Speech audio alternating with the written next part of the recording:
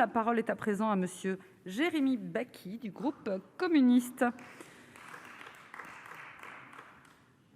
Vous avez 5 minutes, chers collègues. Bonjour.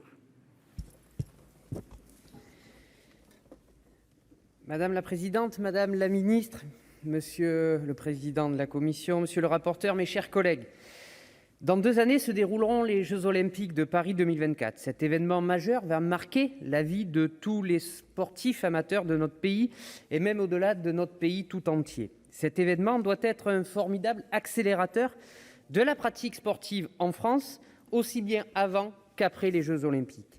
D'ailleurs, je rappelle que l'objectif était alors de voir 3 millions de nouveaux licenciés d'ici 2024. C'est dans ce contexte, renforcé d'ailleurs par une crise sanitaire mondiale, que ce texte nous est présenté. Pourtant, le 20 décembre 2017, devant l'Assemblée nationale, la ministre d'alors, Laura Flessel, déclarait alors souhaiter présenter un texte début 2019 devant le Parlement, un projet de loi sport et société visant à encourager la pratique pour tous et partout, tout au long de la vie. Malheureusement, nous avons dû attendre jusqu'à ce 18 janvier 2022 pour qu'un texte nous arrive, mais comme on dit, mieux vaut tard que jamais.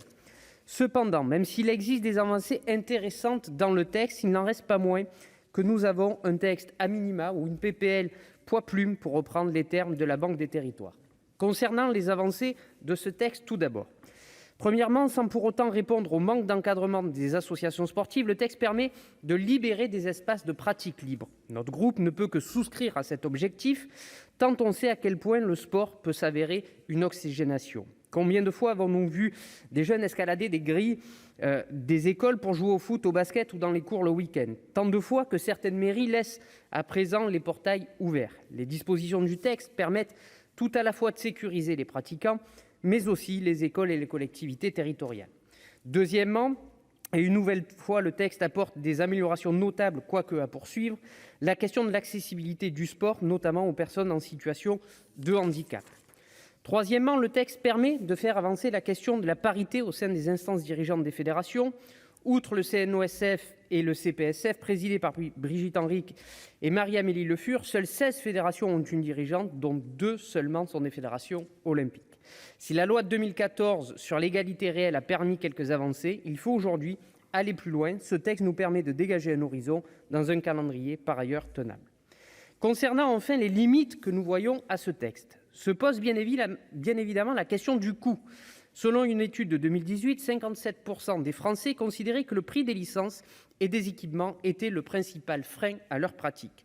J'étais d'ailleurs samedi après-midi avec les jeunes de l'espace jeune de Septèmes-les-Vallons, commune du nord de Marseille, qui me faisaient justement remarquer que dans ce texte visant à la démocratisation du sport, pas un mot sur le prix des licences, pas un mot non plus sur le coût pour suivre le sport à la télévision, pas un mot non plus sur le coût pour pouvoir assister aux grands événements sportifs. Ainsi, alors que la majorité des épreuves des Jeux Olympiques 2024 auront lieu en Seine-Saint-Denis, combien de jeunes issus des quartiers populaires de ce département pourront matériellement assister aux épreuves s'ils le désirent ? Nous sommes donc bien loin de la grande loi de démocratisation attendue. Parmi les leviers qui nous semblent sous-exploités se trouve la question de la visibilité.